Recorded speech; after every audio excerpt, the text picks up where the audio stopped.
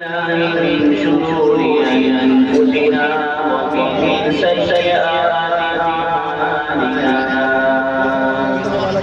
من يهده الله فلا مضل له ومن يضلل فلا هادي له ونشهد أن لا إله إلا الله وحده لا شريك له ونشهد أن سيدنا نبينا محمدا عبده ورسوله صلى الله تعالى عليه وعلى آله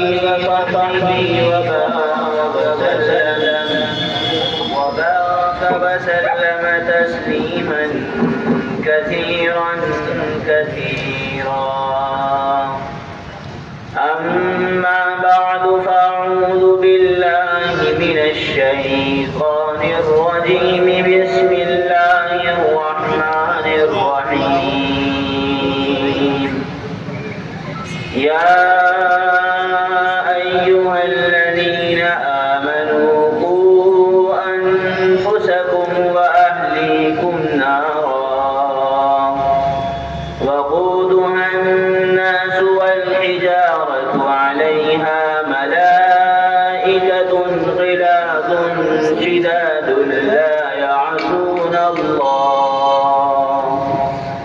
لا يعصون الله ما أمرهم ويفعلون ما يؤمرون وقال الله سبحانه وتعالى يا أيها المدثر قم فأنذر وربك فكبر وثيابك فطهر وقال رسول الله صلى الله تبارك وتعالى عليه وسلم لا يبقى على ظهر الأرض بيت مدر ولا وبر إلا أدخله الله كلمة الإسلام وقال عليه الصلاة والسلام المؤمنون هينون لينون كالجمل الآنف إن قيد انقاد وإن أنيخ على صخرة استناقا أو كما قال صلی اللہ تعالی علیہ وسلم۔ انتہائی قابل احترام حضرات علماء اکرام، عزیز دوستوں، بزرگوں، بھائیوں، اس جامعہ میں پڑھنے والی طالبات اور معلمات اور شرکت کرنے والی تمام میری بہنوں اور فارغ ہونے والی اس عظیم ذمہ داری کو اپنے کاندھوں پر اٹھا کر یہاں سے علم نبوت کو حاصل کر آج اعزازی طور پر یہاں سے رخصت ہونے والی عزیز بچیاں اور امت کے مستقبل کی رہبری، الحمدللہ آپ کا یہ پروگرام بہت دیر سے چل رہا ہے اور مختلف علماء اکرام تشریف لائے، آپ نے ان حضرات سے مختلف موضوع پر استفادہ کیا۔ باری کائنات اس پروگرام کو اپنی بارگاہ میں قبول فرمائے اور آپ کے آنے کو، آپ کے بیٹھنے کو، آپ کے سننے کو، اس جامعہ کو اور جامعہ سے منسلک تمام ہی حضرات تمام ہی طالبات و اساتذہ اور ذمہ داران کی محنتوں کو اپنی بارگاہ میں قبول فرمائے، اور شایان شان اللہ تعالی ہم سب کو اس کا بہترین بدل اور جزائے خیر نصیب فرمائے۔ بیانات اصل نہیں ہیں، اصل تو ان بیان کو سن کر کے یا سنانے والا سنا کر کے اس کے اندر کا دل کتنا تبدیل ہوا، ان بیانات کو سن کر کے اللہ سے تعلق میں کتنا اضافہ ہوا، دین پر چلنے کا کتنی فکر پیدا ہوئی، دنیا کے اندر پھیلی ہوئی بدکاریاں اور گناہ اور معاصی کے ماحول سے بچنے کی کتنی فکر پیدا ہوئی۔ ان جلسوں کی کامیابی اسی میں ہے، ورنہ الحمدللہ اللہ کا فضل ہے ہم دنیا پھرتے ہیں، پورے ہندوستان میں، ہندوستان کے باہر بھی جانا ہوتا ہے، سننے والوں کا ہجوم آج بھی ہے، ایک قول پر، ایک جلسے پر، ایک اجتماع پر لاکھوں لوگ جمع ہو جاتے ہیں، لیکن مقصد صرف جلسہ کرنا یا تقریریں کرنا یا سننا اور سنانا نہیں ہے۔ ان پروگراموں کا اصل مقصد ہے کیا؟ اور اس پروگرام میں جس میں ہزاروں روپیہ خرچ ہوا، آپ لوگ تشریف لائے، آپ نے اپنے کاروبار، اپنی مصروفیات چھوڑی،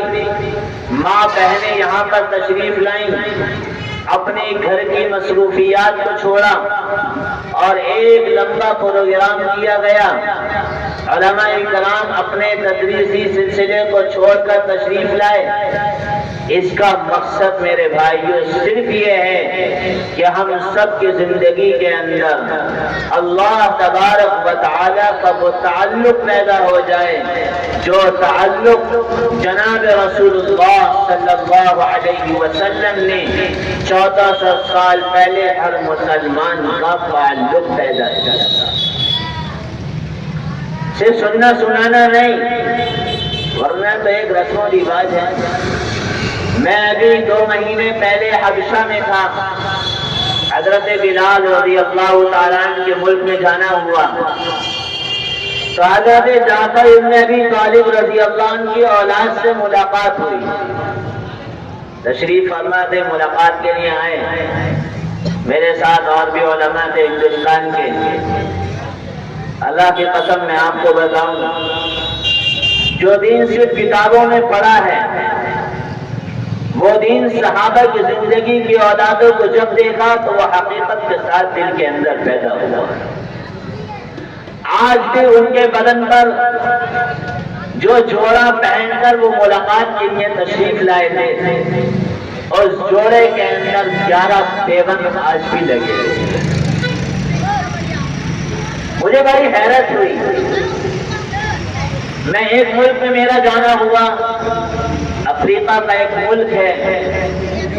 اس ملک میں میری حاضری ہوئی کانگو۔ ہائے ہائے، یہ تصور نہیں ان کے وہاں، یہ عمارات نہیں، یہ نظام نہیں، یہ سڑکیں نہیں، یہ کھانے کی سہولیات نہیں، یہ پہننے کے لیے کپڑے نہیں،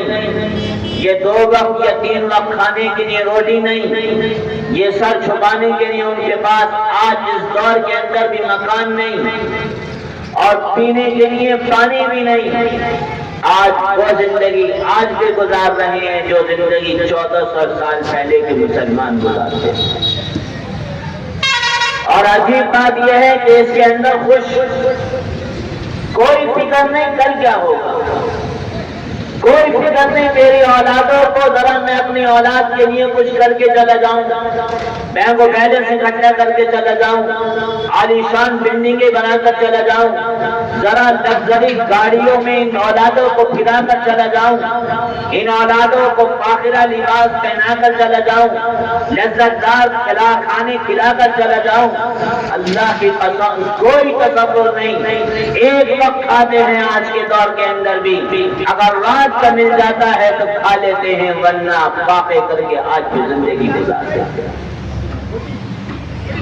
اللہ نے مجھے آپ کو بڑی نعمتیں دی، ہم دین پر 100% چل سکتے ہیں، 100% چل سکتے ہیں۔ میں مدرسے میں گیا پروگرام میں، تو 10 کلومیٹر سگنل آیا، رائٹ لائٹ ہوئی، لال ہوئی، میری گاڑی روکی، 12 یا 15 چھوٹے چھوٹے بچوں نے گاڑی کو گھیر لیا، ان کے بدنوں پر کپڑے نہیں تھے، رو رہے تھے۔ ہم سے کہا تو کھانے کو دو، این الطعام، کوئی کھانا ہو تو دو، ہمارے پاس نہیں تھا۔ تو چلتے وقت 1 لیٹر کی 4 بوتلیں ہم نے گاڑی میں رکھی، تو ان بچوں کی نگاہ پانی پر پڑی تو بل بلا اٹھے، رونے لگے اور رو کر کے کہنے لگے الماء الماء، ارے کچھ نہیں، ہمیں پانی دے دو، ہم پانی کے چند گھونٹ پی کر کے اپنے پیٹ کا فاقے کو بجھا دیا۔ ہم نے انہیں پانی کی بوتلیں دی۔ جب گاڑی کا سگنل ختم ہوا ہم آگے چلے تو ایک بچہ ذرا سا پیتا، دوسرے کو دیتا، تیسرے کو دیتا، چوتھے کو دیتا، اور آسمان پر دیکھ کر اللہ کا شکر ادا کرتا، پروردگار تو نے ہمیں پانی پلا دیا، ہم تو اس قابل بھی نہ تھے کہ ہمیں پانی ملا۔ میرے بھائیوں اور دوستوں اور ماں بہنوں، میں آپ سے عرض کرنا چاہتا ہوں، آج جو بچیاں فارغ ہو کر جا رہی ہیں نا، یہ فارغ نہیں ہو رہی، یہ تو ہماری اصطلاح میں فارغ ہو رہی ہیں، ورنہ ان کے کاندھوں پر آج وہ ذمہ داری ڈالی جا رہی ہے جو ذمہ داری 1400 سال پہلے آقا دو جہاں جناب رسول اللہ صلی اللہ علیہ وسلم کے کاندھوں پر ڈالی گئی تھی۔ یا ایھا المدثر قم فانذر وربک فکبر، یا رسول اللہ آپ پر جو علم دیا جا رہا ہے اور آپ کو جو قرآن نازل کیا جا رہا ہے اور آپ کی جو ذمہ داری دی جا رہی ہے، آپ دنیا کے اندر دیکھیے کیا بے حیائی ہے، کیا گناہوں کا ماحول ہے، کیا بدکاریاں ہیں، کیا گناہوں کا انبار لگا ہوا ہے۔ لہذا ان جانے والیوں کے اوپر یہ کاندھوں کا ذمہ داری ہے، ان پڑھانے والیوں پر، اور جہاں پر مستورات آئی ہیں ان کے کاندھوں پر بھی یہ ذمہ داری ہے کہ جس طرح جناب رسول اللہ صلی اللہ علیہ وسلم کے اوپر جب یہ آیات نازل ہوئیں تو آپ حضرت عائشہ رضی اللہ عنہ کے پاس تشریف لائے اور آپ نے فرمایا عائشہ آج کے بعد راحت کے دن ختم ہو چکے، آج کے بعد سونے کے دن ختم۔ یا رسول اللہ کیا ہوا؟ عائشہ میرے کاندھوں پر اللہ نے علم کی ذمہ داری ڈال دی ہے، میرے کاندھوں پر اللہ نے ایک انسانوں کی ذمہ داری ڈال دی ہے۔ عائشہ راحت کے نیند رخصت ہو گئے، راحت کے دن رخصت ہو گئے، نیند کے دن رخصت ہو گئے ہیں۔ اس لیے یہ بچیاں جو آج فارغ ہو کر جا رہی ہیں یا پڑھ رہی ہیں یا پڑھا رہی ہیں یا وہ مستورات جہاں پر آئی ہیں یا آپ حضرات مجھ ہم سب کے کاندھوں پر اللہ کی طرف سے ذمہ داری ڈال دی گئی ہے کہ ہم فارغ نہیں ہیں۔ یہ ذمہ داری ڈال کر کے ہمارا کام یہ آتا ہے کہ جس طرح جناب رسول اللہ صلی اللہ علیہ وسلم نے اس علم کو ساری دنیا تک پہنچایا ہے، ہر مسلمان کی ذمہ داری ہے اس علم کو امت کے ایک انسان اور مسلمان تک پہنچایا ہے۔ آج دنیا کے اندر جو ماحول چل رہا ہے ہم سب جانتے ہیں، کیا بے حیائی ہے، کیا بدکاریاں ہیں، لیکن ہمیں مایوس نہیں ہونا۔ تاریخ پڑھیے، اس معاشرے کو یہ معاشرہ اب بھی تبدیل ہو سکتا ہے۔ اس معاشرے کے اندر اب بھی نمازی وہ قائم ہو سکتے ہیں جو 1400 سال پہلے تھے، وہ راتوں میں رونے والے اب بھی پیدا ہو سکتے ہیں جو 1400 سال پہلے تھے، وہ اللہ کے دیوانے اب بھی پیدا ہو سکتے ہیں جو 1400 سال پہلے تھے، لیکن اس کے لیے بنیادی چیز یہ ہے کہ ہر مسلمان کو اور خاص طور پر اس جامعہ سے منسلک اور تمام مدارس سے منسلک افراد ماں اور بہنوں کو بھی اس زندگی پر آنا پڑے گا جو زندگی حضرت عائشہ رضی اللہ تعالی عنہا اور حضرت خدیجہ الکبریٰ رضی اللہ تعالی عنہا کی زندگی۔ مت گھبرا گئے، آپ گھبرا گئے جب اقرا بسم ربک الذی نازل ہوئی نا تو آپ گھبرا گئے اور آپ کو بخار آ گیا تو گھر کے اندر تشریف لائے۔ میں اس لیے واقعہ سنا رہا ہوں، یہ ہماری بچیاں، یہ ہماری ماں بہنیں اگر چاہیں اللہ کی قسم اس مایوس حالات سے ہمیں نکال سکتی ہیں، معاشرے کو دیندار بنا سکتی ہیں، گھروں کو دیندار بنا سکتی ہیں، اولادوں کو آج بھی اللہ کا ولی بنا سکتی ہیں۔ بس شرط یہ ہے کہ انہیں اپنا اسوہ اور نمونہ ان دنیا کی ناچنے والیوں کو نہیں، ان ڈانس کرنے والیوں کو نہیں، آئیڈیل اور نمونہ حضرت عائشہ، حضرت فاطمہ رضی اللہ تعالی عنہ کو بنانا پڑے گا۔ یہ اسٹیج پر ناچنے والیاں، ان کی کوئی زندگی نہیں ہے، یہ اندر سے بہت بے چین رہتی ہیں۔ یہ ناچنے والیاں، گانے والیاں، ذرا ان کو تنہائی میں لے کر بیٹھ جانا،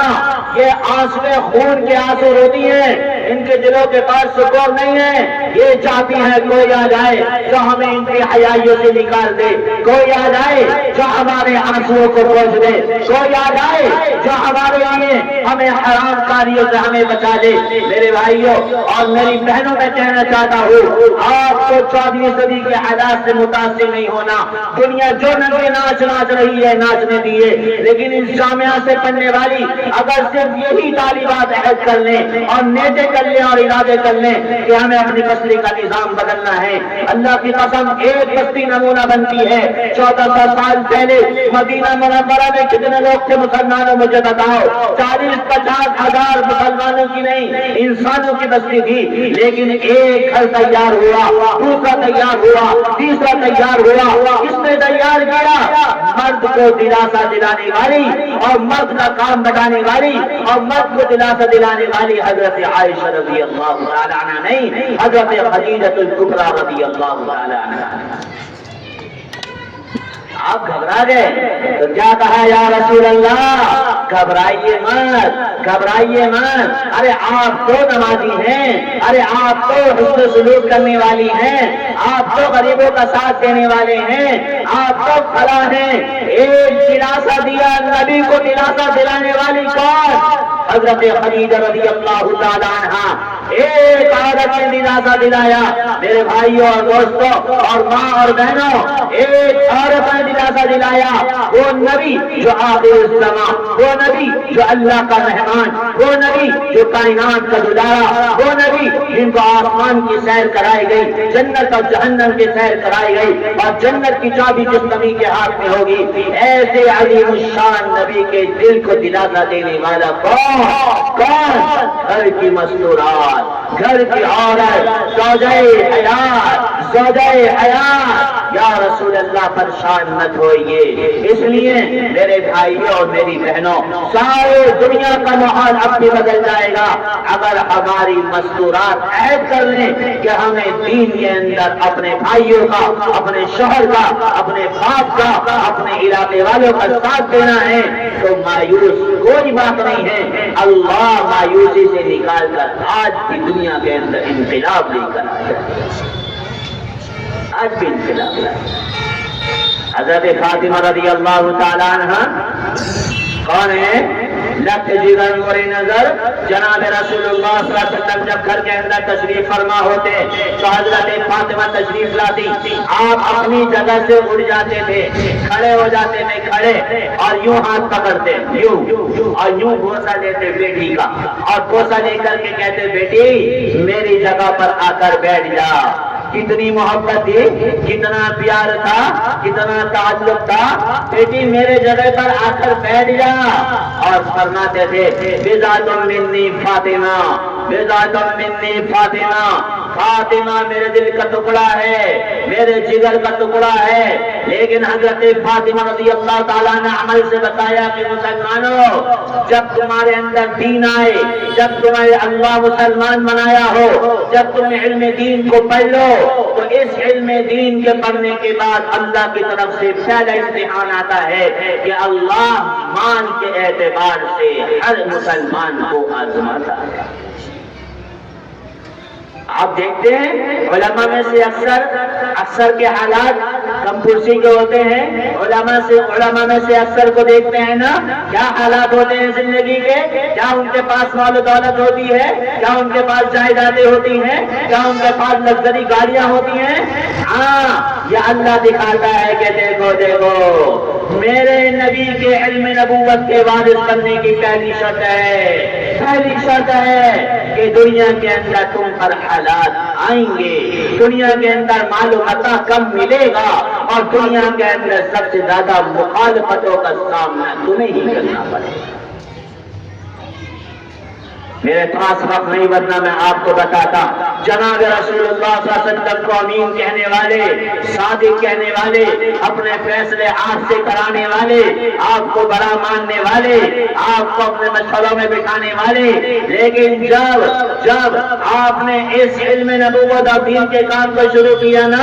تو کیا ہوا؟ پہلے اپنے مخالف ہوئے، بعد میں نہیں، دوسرے نہیں، غیر نہیں، پہلی مخالفت اللہ نے اپنی طرف سے کروائی اور سارے مسلمانوں کو بتایا۔ جب دین کے تقاضے پر کھڑے ہو گئے، جب علم کو سکھانے کے لیے کھڑے ہو گئے، تب اس بستی کی تمام انسانوں کی، بستی کی بچیوں کی، بستی کے بچوں کی فکر لے کر کے کھڑے ہو گئے۔ ساری دنیا والے تم پر تہمتیں لگائیں گے، تمہیں جھوٹا کہیں گے، تمہیں خائن کہیں گے، تمہیں امانت دار نہیں کہیں گے، تمہیں خیانت کار کہیں گے۔ کیوں؟ 14 سال پہلے جب جناب رسول اللہ صلی اللہ علیہ وسلم نے انہی امین کہنے والوں کو، صادق کہنے والوں کو، چاچاؤں کو اور رشتے داروں کو جمع کیا تھا، اور آپ نے فرمایا تھا یا ایھا الناس قولوا لا الہ الا اللہ، سب سے پہلا پتھر برسانے والا گھر ہی کا آدمی نکلا، گھر کا ہائے ہائے۔ اس لیے میری بھائیوں اور میری بہنوں، اس دنیا کے حالات سے متاثر مت ہونا، ان کی مخالفت سے متاثر نہ ہونا، ان کی ایذا سے، ان کی تکلیفوں سے اور ان پر ان کی طرف سے لگائی ہوئی تہمتوں سے متاثر مت ہونا۔ ہمارا کام، ہماری منزل اللہ تک پہنچنا ہے، جناب رسول اللہ صلی اللہ علیہ وسلم تک پہنچنا ہے۔ اگر دنیا کے حالاتوں سے اور لوگوں کی زبانوں سے اور لوگوں کی بد اخلاقیوں سے متاثر ہو جائیں گے، تو پھر اللہ کے دین کا کوئی کام اور دعوت کا کوئی کام اور علم دین کی کوئی ذمہ داری ہم دنیا کے اندر ادا نہیں کر سکتے۔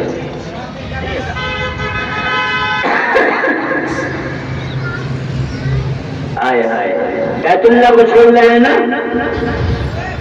بیت اللہ کو چھوڑا اپنوں کی وجہ سے، خاندان والوں کی وجہ سے، دوست احباب کی وجہ سے، وہ بیت اللہ کو رخصت کر رہے ہیں۔ تو مجھے واقعہ نہیں سنانا، جب آپ بیت اللہ کو چھوڑنے کے لیے اللہ نے حکم دیا کہ یا رسول اللہ صلی اللہ علیہ وسلم آپ چلے جائیے، تو آخری مرتبہ آپ نے سوچا میں بیت اللہ کے اندر چلا جاؤں، 2 رکعت نماز پڑھ لوں، تو آپ بیت اللہ کے پاس تشریف لے گئے۔ بیت اللہ کا دروازہ بند، تالا لگا ہوا، تو آپ نے فرمایا بیت اللہ کی چابی بردار حضرت عثمان جو مسلمان نہیں ہوئے تھے ان کو بلا کر لاؤ۔ ان کو بلا کر لایا گیا۔ آپ نے فرمایا عثمان تمہیں معلوم ہے نا مجھے کتنی محبت ہے بیت اللہ سے، میں نے یہاں پہ کتنی محنتیں کی، یہاں پہ کتنی کوششیں کی، یہاں پر کتنی دعائیں کری۔ اے عثمان میں یہ چاہتا ہوں کہ میں رخصت ہو رہا ہوں، ہجرت سے پہلے مجھے بیت اللہ کے اندر 2 رکعت نماز پڑھنے کی اجازت دے دی جائے۔ 2 رکعت۔ تو کیا کہا حضرت عثمان نے جو مسلمان نہیں ہوئے تھے، اے محمد الرسول اللہ صلی اللہ علیہ وسلم نعوذ باللہ والعیاذ باللہ، آپ اس لائق نہیں ہیں کہ آپ کے یہ قدم بیت اللہ کے اندر داخل ہو جائیں، ہم آپ کو بیت اللہ کے اندر 2 رکعت نماز پڑھنے کی اجازت نہیں دیں گے۔ اور کمال کی بات یہ کہ اللہ دیکھ رہا تھا، اور کمال کی بات یہ کون ہے؟ اللہ کے حبیب ہیں۔ کمال کی بات یہ ایک دعا پر جبرائیل بھی آ سکتے تھے، کمال کی بات یہ ایک دعا پر زمین پھٹ سکتی تھی، دشمن نکل جا سکتے تھے، لیکن کچھ نہیں، اللہ آسمان سے دیکھ رہا تھا اور 14ویں صدی کے تمام مردوں اور عورتوں کو دکھا رہا تھا دیکھو تمہارے نبی کے ساتھ کیا کیا جا رہا ہے اور تمہارے ساتھ 14ویں صدی کے بعد کیا کیا جائے گا۔ دین اتنا آسان نہیں کہ نماز پڑھ لی جائے 5 اور یہ کہہ دیا جائے جنتی ہو گیا، حج عمرہ کر لیا جائے اور یہ کہہ دیا جائے جنت کا حقدار بن گیا، ارے یہ نمازیں پڑھنی ہوتی تو 1.25 لاکھ مدینے اور مکہ کے اندر ہوتے، لیکن نہیں، آپ نے بتایا جب حضرت معاذ بن جبل رضی اللہ عنہ علم پڑھ کر کے رخصت ہوئے نا، اور رخصت ہوئے اور آپ جانے لگے تو آپ نے حضرت معاذ بن جبل رضی اللہ عنہ کو ایک وصیت فرمائی تھی، ایک وصیت۔ جب حضرت معاذ، حدیث میں آتا ہے جناب رسول اللہ صلی اللہ علیہ وسلم نے ارشاد فرمایا کل قیامت کے دن حضرت معاذ بن جبل رضی اللہ عنہ کے ہاتھ میں جھنڈا ہوگا، اور معاذ بن جبل تمام علماء کے سردار ہوں گے، اور تمام میری امت کے علماء معاذ بن جبل رضی اللہ عنہ کے جھنڈے کے نیچے ہوں گے۔ 1,24,000 صحابہ ہیں، کسی نبی کسی صحابہ کے بارے میں جناب رسول اللہ صلی اللہ علیہ وسلم نے فرمایا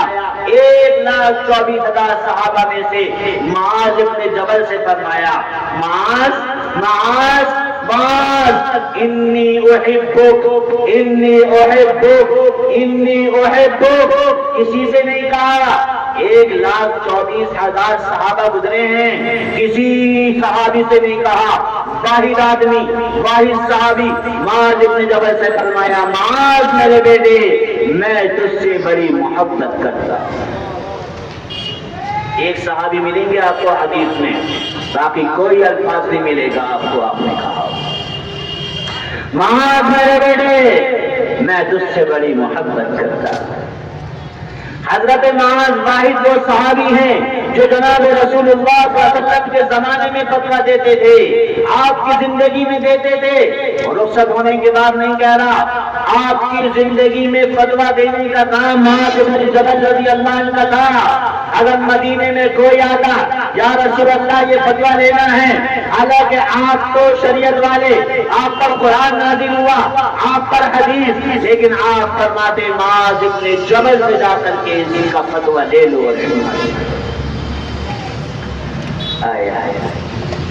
جب علم کے ساتھ رخصت ہوئے آپ نے فرمایا معاذ میری ایک وصیت کو ہمیشہ یاد رکھنا، ہمیشہ یاد رکھنا۔ یا رسول اللہ صلی اللہ علیہ وسلم وہ کیا ہے؟ تو آپ نے صرف زبان سے نہیں کہا، حدیث میں آتا ہے آپ نے یہ ہاتھ اٹھایا، یہ والا ہاتھ اٹھایا اور اس کی کینچی بنائی، 2 انگلیوں سے کینچی، پھر آپ نے اپنی زبان مبارک باہر نکالی اور فرمایا معاذ آخرت میں مجھ سے ملنا چاہتا ہے، دنیا کے اندر عزتیں پانا چاہتا ہے، معاذ میری ایک وصیت ہے یاد رکھنا۔ یا رسول اللہ کیا ہے؟ آپ نے یوں کینچی بنائی اور زبان مبارک نکال کر کے یوں کہا معاذ کف ہذا، معاذ زبان کو قابو میں رکھنا، زبان کو قابو میں رکھنا، زبان کو قابو میں رکھنا، بد اخلاق مت بننا، کسی کی عزتوں پر حملہ مت کرنا، کسی کو بد بہتان مت باندھنا، معاذ یہ قابو میں رکھنا، اور قیامت کے دن آ کر کے مجھ سے ملنا۔ لمبی چوڑی نصیحت نہیں، میری طرح 1 گھنٹے کی تقریر کر کے سمجھایا ہو نہیں، 1 منٹ کی وصیت اور سارے دین کا خلاصہ، کف ہذا، معاذ اس کو قابو میں رکھ لینا، قابو میں رکھ لینا۔ تو سب سے بڑا علم والا ہے، تو مدینے کا سب سے بڑا مفتی ہے، تو میرے زمانے میں فتویٰ دیتا ہے، تیرے کاندھوں پر علم نبوت کا بوجھ ہے، لیکن جتنا بڑا تو کام کرے گا اتنی بڑی مخالفتیں سامنے آئیں گی۔ معاذ خبردار،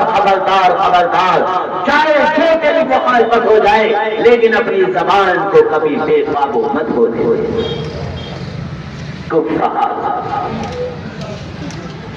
ابو ذر رضی اللہ عنہ سے فرمایا ابو ذر لمبی چوڑی وصیت نہیں کر رہا میں تمہیں، ابو ذر میری 2 وصیتیں ہیں یاد رکھنا۔ یا رسول اللہ صلی اللہ علیہ وسلم کیا ہیں؟ آپ نے فرمایا ابو ذر جتنا ہو سکے نا کم بولنا، جتنا ہو سکے نا زبان کو قابو میں رکھنا، کم بولنا، تو روایت میں آتا ہے حضرت ابو ذر رضی اللہ عنہ ایک مہینہ گزر جاتا تھا کسی سے بات چیت نہیں کرتے، کہیں ایسا نہ ہو کوئی چگلا نکل جائے، مسلمان کا دل پھٹ جائے، مسلمان کا دل دہل جائے، بیت اللہ کو اٹھانے سے زیادہ گناہ مجھ سے ہو جائے۔ میرے بھائیوں اور میری بہنوں، اس لیے میں آپ سے عرض کرنا چاہتا ہوں جو یہاں سے رخصت ہو کر جا رہی ہیں، یعنی حافظہ اور قاریہ بن کر ان سے بھی، جو پڑھ رہی ہیں ان سے بھی، جو پڑھا رہی ہیں ان سے بھی، اور اپنی ذات سے بھی کہنا چاہتا ہوں اور آپ سے بھی کہنا چاہتا ہوں، سارے دین کا خلاصہ ہے اچھے اخلاق، اچھے اخلاق۔ ایک صحابی آئے سامنے بیٹھے، یا رسول اللہ دین کیا ہے؟ آپ نے فرمایا اچھے اخلاق۔ وہاں سے اٹھا یہاں آ کر کے بیٹھ گئے، کھڑے ہو گئے، یا رسول اللہ دین کیا ہے؟ آپ نے فرمایا اچھے اخلاق۔ وہاں سے اٹھے ادھر بیٹھے، کھڑے ہو گئے، یا رسول اللہ دین کیا ہے؟ آپ نے فرمایا اچھے اخلاق کا نام۔ اس لیے میں آپ سے عرض کر رہا ہوں کہ جب یہ کاندھوں پر علم نبوت کی ذمہ داری آئی ہے ان بچیوں پر، تو ان کی ذمہ داری ہے اب صرف اپنی عبادت نہیں، کونے میں بیٹھ کے تسبیح نہیں، صرف تہجد اور اشراق اور چار تراویح نہیں۔ دیکھو دیکھو دنیا کے اندر کیا بے حیائی کا ماحول ہو رہا ہے، کیسی بچیاں مرتد ہو رہی ہیں، کیسی بے دینی کی آگ لگ رہی ہے، کیسا لڑکوں اور لڑکیوں کا اختلاف ماحول قائم کر کے ہماری بچیوں کو بے حیا بنایا جا رہا ہے۔ اور دشمن کو معلوم ہے یہ مستقبل کی ہماری بڑی ہیں، یہ مستقبل میں آنے والی ہماری بچیاں، ہم ان کو بے حیا بنائیں گے، ہمیں کوئی محنت کی ضرورت نہیں ہے، ان کے پیٹ کو جنم دینے والے خود بخود بے حیا ہو جائیں گے، خود بخود بدکار ہو جائیں گے۔ اس لیے دنیا کا باطل اور اسلام کا دشمن یہ چاہتا ہے ہماری بچیوں کی حیا کو ختم کر دیا جائے، ہماری بچیوں کے سروں سے پردے کو ہٹا دیا جائے، ہماری بچیوں کو دنیاوی ماحول میں مجبور کر دیا جائے، ہماری بچیوں کو بد اخلاقیوں پر مجبور کر دیا جائے، ہماری بچیوں کی عصمتوں کو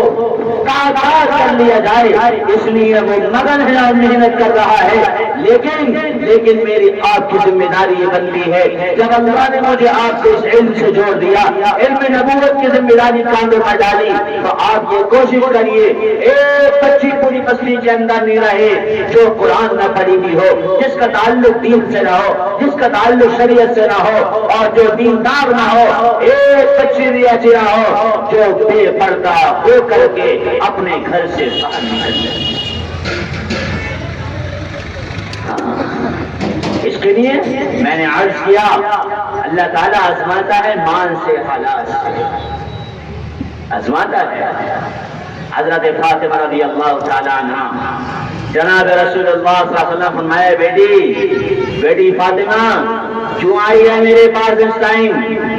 یا رسول اللہ صلی اللہ علیہ وسلم آپ کی رکھتے جگر ہوں،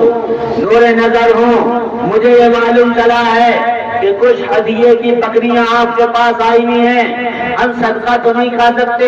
ہم زکوٰۃ تو نہیں کھا سکتے، لیکن یا رسول اللہ آپ کو معلوم ہے نا میرے گھر کے حالات کیا ہیں، آپ کو معلوم ہے نا حسنین جو آپ کے لگتے جگہ نور نظر رضی اللہ تعالی عنہما بھوک سے بے چین ہیں، تڑپ رہے ہیں، آپ کے داماد آپ کے بھائی حضرت علی رضی اللہ تعالی عنہ 3 دن ہو گئے ہیں، فاقوں تک فاقہ ہو رہا ہے، اور مجھے آپ کے داماد نے بھیجا ہے، ان کو معلوم چلا ہے آپ کے پاس بکریاں آئی ہوئی ہیں ہدیے میں، آپ ایک بکری دے دیجیے، میں جا کر کے ذبح کر لوں گی، گوشت بھون دوں گی، آپ کو بھی بھیج دوں گی، کچھ آپ کا پیٹ کا فاقہ بھی دور ہو جائے گا، کچھ میرے بچوں کا پیٹ بھر جائے گا، کچھ علی رضی اللہ عنہ کا پیٹ بھی بھر جائے گا، میں آپ سے بکری لینے کے لیے آیا۔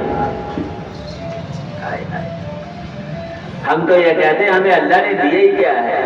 ہے۔ میرے بھائیوں اور دوستوں اور بہنوں، جاؤ دنیا کے حالات دیکھو، اللہ نے وہ ساری نعمتیں مجھے آپ کو دے رکھی ہیں جو اس دور کے اندر بھی اللہ کی قسم افریقہ کے اندر اس کا تصور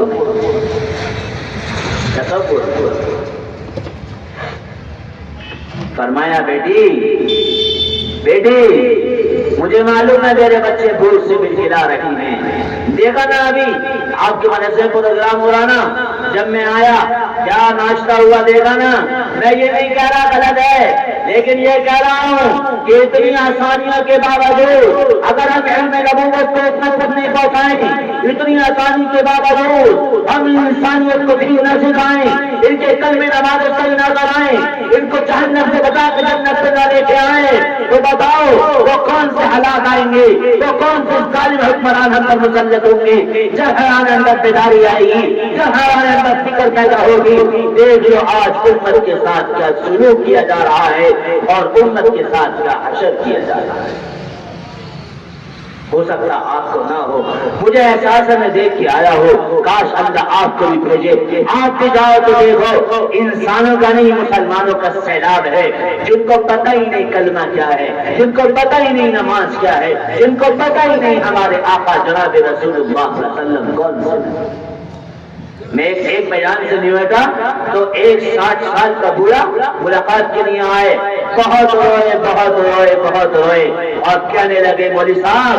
آپ کا بیان سنا اور سچی بات یہ ہے آج 40 سال کے بعد میں اللہ کے گھر کے اندر آیا۔ بیٹی یہ بکریاں میرے پاس ہدیے میں موجود ہیں، چاہے تو یہ لے کر چلی جا، لیکن بیٹی تیرے پیچھے آنے والی مچھیاں اور تیرے پیچھے آنے والی امت وہ ان سے بھی زیادہ غریب ہوگی، لاچار ہوگی۔ بیٹی چاہے تو یہ بکریاں لے کر کے چلی جا اور جا کر کے اس کو ذبح کر لے، سالن بنا لے، یا اپنے باپ سے 5 دعائیں سیکھ کر چلی جا۔ فاطمہ اگر یہ 5 دعائیں تو مجھ سے سیکھ کر چلی جائے گی تو یہ ان بکریوں سے زیادہ بہتر ہوگی اور زیادہ کام آنے والی چیز ہے۔ یا رسول اللہ بھجان آپ کی جو منشا آپ بتائیے، دنیا تو گزر جائے گی، آج فاقہ ہے کوئی بات نہیں، کل بھی فاقہ ہو جائے گا، آپ مجھے دعائیں سکھا دیجئے، میں دعائیں سیکھ کر چلی جاؤں گی۔ آپ نے فرمایا بیٹی یا اول الاولین یا آخر الاخرین یا ذی القوۃ المتین یا راحم المساکین یا ارحم الراحمین، یہ 5 دعائیں سکھائی۔ بیٹی رخصت ہو جا، آپ بھی رو رہا ہے، بیٹی بھی رخصت ہو رہی ہے اور رو رہی ہے۔ مجھے بتاؤ کہ اللہ کے نبی صلی اللہ علیہ وسلم اگر ایک دعا کرتے کیا آسمان سے دسترخوان نہیں اتر سکتے تھے؟ ایک دعا کرتے تو کیا جنت کے کھانے نہیں آ سکتے تھے؟ لیکن نہیں، یہ نہیں کرایا گیا، بلکہ گھر کے اندر چھوٹے بجھوائے گئے، چولہے بجھوائے گئے۔ رائن الہلال ثم الہلال ثم الہلال، 1 چاند 2 چاند 3 چاند گزر جاتے تھے پیر پور والوں، اس گھر کے اندر چولہا نہیں جلا کرتا تھا جس گھر کے اندر ایک دعا پر جنت کے دسترخوان آ سکتے تھے۔ یہ کرایا گیا اور اللہ نے کرایا کہ دیکھو دنیا کی زندگی سے دھوکے میں مت پڑ جانا، یہ دنیا تو آج ہے کل موت ہے، کل ہے پرسوں موت ہے۔ دیکھتے نہیں اٹھتے جنازوں کو، دیکھتے نہیں پھٹی ہوئی قبروں کو، دیکھتے نہیں بہتی ہوئی قبروں کو، دیکھتے نہیں ویران کھنڈرات کو، دیکھتے نہیں اجڑی کی بستیوں کو۔ 100 سال پہلے کے لوگ کا انتظار آتے ہیں، کیا ان کے نام ہیں، کیا قبر کے نشان ہیں؟ کیا کوئی کہتا ہے کہ یہ تھے، یہ ہمارے باپ، یہ دادا؟ نہیں نہیں نہیں، ایک بیٹا قبرستان میں جا کر کے کہتا ہے یہی کہیں پر ہمارے باپ اور دادا کی بھی کہیں قبر بنی ہے۔ یہ دنیا دھوکہ ہے، دھوکے میں مت پڑ جانا، یہ دھوکہ ہے۔ اس کی رنگینیاں، اس کی چمک دمک، اس کی گاڑیاں، اس کی سواریاں، اس کے پیسے، اس کے لذت دار کھانے، اس کے فاخرہ لباس، اس کی آہو بات، سب دھوکہ، سب مٹی، سب مٹی، سب مٹی۔ کیا زندگی ہے اگر اللہ کو راضی نہ کیا؟ کیا زندگی اگر محمد الرسول اللہ صلی اللہ علیہ وسلم کو راضی نہ کیا؟ کیا زندگی اگر جنت والے راستے پر نہ چلے؟ کیا زندگی اگر اللہ کو راضی کر کے جنت کا مستحق اپنے آپ کو نہیں بنایا؟ کیا زندگی؟ اس لیے میرے بھائی میں اپنے آپ سے اور آپ سے بھی کہنا چاہتا ہوں، اس دنیا کے ماحول کو بدلنے کے لیے نا سب سے پہلے مجھے اور آپ کو بدلنا پڑے گا۔ مجھے اور آپ کو، میری نیتوں کو، میرے جذبات کو، میری امیدوں کو اور ان بہنوں کو اور ان بچیوں کو بدلنا پڑے گا، اور انہیں اپنے دل کے اندر یقین بٹھانا پڑے گا کہ ہمارا اسوہ اور ہمارا نمونہ حضرت عائشہ رضی اللہ عنہا، حضرت خدیجہ کبریٰ رضی اللہ تعالیٰ عنہا ہیں کہ سب کچھ دنیا کا دین پر لگا دیا، اور واحد عورت جبرائیل امین علیہ السلام اللہ کے رسول صلی اللہ علیہ وسلم غار حرا میں ہے نا، غار حرا میں ہیں، عبادت کر رہے ہیں۔ آپ لوگ کہوں گے میں جب گیا سن 2016 یا 15 میں اس غار پہ چڑھا، 4000 فٹ اونچائی، 4000 فٹ اونچائی، 4.5 گھنٹے چڑھنے میں لگے۔ اللہ کی قسم میرے سامنے سیرت تھی کہ حضرت عائشہ، حضرت خدیجہ رضی اللہ عنہا کھانا بنا کر کے اپنے شوہر کو بچایا کرتی تھی، اور اس پہاڑی سے چلتی رہتی تھی، تھک جاتی تھی تو بیٹھ جاتی تھی۔ ہم جوانوں سے نہیں چلا جا رہا، وہ صنف نازک، وہ عورت تھا، لیکن شوہر کے دین کے لیے اور شوہر کے فریضے کے لیے اور شوہر کو راحت پہنچانے کے لیے کھانا تیار کر کے پہنچاتی تھی۔ سوچو تو کیسے چلا جاتا ہوگا، کیسے ہاتھ ہوں گی؟ تو آپ سے چلا نہیں جاتا تو بیٹھ جاتی، پھر کھڑے ہوتی پھر بیٹھ جاتی، پھر کھڑی ہوتی پھر چلتی پھر بیٹھ جاتی۔ یہ منظر اللہ آسمان سے دیکھ رہا تھا۔ ادھر جبرائیل امین تشریف لائے، یا رسول اللہ صلی اللہ علیہ وسلم آپ کے پاس آپ کی لبِ جگر، آپ کے پاس آپ کی زوجہ حضرت خدیجہ کھانا لے کر آ رہی ہیں، جب وہ آپ کے پاس آ جائیں تو ان سے کہہ دینا تمہاری یہ قربانی اللہ کو اتنی پسند آئی ہے کہ اللہ نے تمہیں سلام کہلوایا ہے۔ کسی اور کو اللہ کا سلام نہیں آیا ہے، صرف ایک خاتون پوری تاریخ میں حضرت خدیجہ کبریٰ رضی اللہ عنہا۔ انہوں نے تو محل بنایا نا گھر کا، انہوں نے تو محل بنایا بستی کا، انہی کے ذریعے محل بنا پورے مدینے کا، اور پھر پورے ملک کا، پوری دنیا کا محل بن کے رہے، پوری دنیا کا۔ اس لیے ہمارے اوپر یہ ذمہ داری ہے، جو علم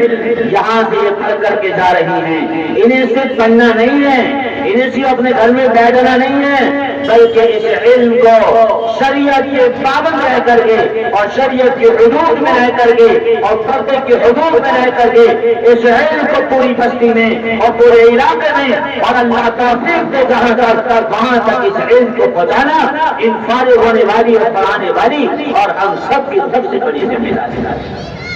سب سے بڑی۔ اسی لیے جناب رسول اللہ صلی اللہ علیہ وسلم نے معاذ ابن جبل سے کہا تھا نا، انی احبک۔ معاذ محبت تو بہت ہے، لیکن معاذ مدینے سے 500 کلومیٹر کی بستی یمن، جاؤ معاذ ان کو نمازیں سکھانا، قرآن سکھانا، اتحیات سکھانا، درود شریف سکھانا۔ یا رسول اللہ مجھے رخصت کر رہے ہیں، میں تو آپ کا سب سے محبوب ہوں۔ نہیں معاذ ضرور جاؤ۔ جب آپ چھوڑنے کے لیے حضرت معاذ کے بستی کے آخر میں پہنچتے ہیں تو فرماتے ہیں معاذ میرے بیٹے، معاذ میرے بیٹے، معاذ میرے بیٹے، میں ایک بات تجھ سے کہنا چاہتا ہوں، رونا مت، آنسو مت نکالنا، کان میرے منہ کے قریب کر، یا رسول اللہ لبیک و سعدیک میں حاضر ہوں۔ معاذ میں نے تیری محبت کی قسم ضرور کھائی ہے۔ معاذ تو یمن لوگوں کو نماز کلمہ سکھانے کے لیے جا رہا ہے، لیکن جب یمن سے مدینے واپس لوٹے گا تو معاذ تو اپنے محبوب یعنی میری زیارت نہیں کر پائے گا، بلکہ میری جگہ میری قبر کی زیارت کر پائے گا۔ اس لیے رخصت کیا دین۔ اللہ نے جب ہم لوگوں کو اسلام سے اور دین سے جوڑا ہے، مدرسے سے جوڑا ہے، جامعات سے جوڑا ہے، تو ہماری یہ سب سے بڑی ذمہ داری ہے اس علم کو خود عمل پر اتارنا، اور دوسری یہ ہے کہ کوئی ایسا نہ بچے جس تک ہماری یہ علم نبوت کی وراثت ہمارے ذریعے سے دوسرے تک نہ پہنچ جائے۔ آپ حضرات سے بھی میری درخواست ہے میرے بھائیوں اور دوستوں، آپ کے یہاں جتنے مدارس ہیں، جتنے علماء ہیں، میں قسم کھا کر کہتا ہوں، میں کسی کے دباؤ میں نہیں، اللہ کو حاصل کر کے کہہ رہا ہوں، ان کی قدر کریں، ان کا تعاون کریں، ان کا ساتھ دیں۔ مکاتب اور مدارس کے نظام کے بغیر اللہ کی قسم کھا کر کے کہا جا سکتا ہے ملک کے اندر دین محفوظ نہیں رہ سکتا ہے، دنیا کے اندر دین محفوظ نہیں رہ سکتا ہے اگر مسلمان ان مدارس اور مکاتب اور علماء کا ساتھ دیں۔ ان فارغ ہونے والی بچیوں کی حوصلہ افزائی کی جائے، انہیں بتایا جائے یہ دنیا کی ڈگریاں چند تک ہوتی، یہ تو وہاں تک کی ہیں، یہ تو وہاں تک کی ہیں، ان کا انجام وہاں کے بعد ختم ہے، لیکن تم نے جو ڈگری حاصل کی، جو سبق حاصل کری، ان کی ہمت افزائی کر کے ان کو بتایا جائے کہ اس کا نظام اور اس کا انعام صرف دنیا نہیں بلکہ آخرت کے اس میدان کے اندر جب آدم علیہ السلام سے لے کر آخری مسلمان اور آخری انسان تک حشر کے میدان میں ہوگا اور جہنم کی پکار ہوگی، اللہ کا عرش سروں پر ہوگا، فرشتوں کا ہجوم ہوگا، انسانوں کا ہجوم ہوگا، جناتوں کا ہجوم ہوگا، اللہ جاہ جلال میں ہوگا اس میدان کے اندر جب ہر ایک انسان پسینے میں غرق ہوگا، اور روایت میں آتا ہے اتنا خطرناک دہشت والا دن ہوگا قیامت کا دن، انسان یہ چاہے گا اس دن سے نجات مل جائے چاہے جہنم کے اندر پھینک دیا جائے۔ اور خوفناک دن کے اندر اعلان ہو فلاں ابن فلاں آ جائے، فلاں ابن فلاں آ جائے، ذرا سوچو تو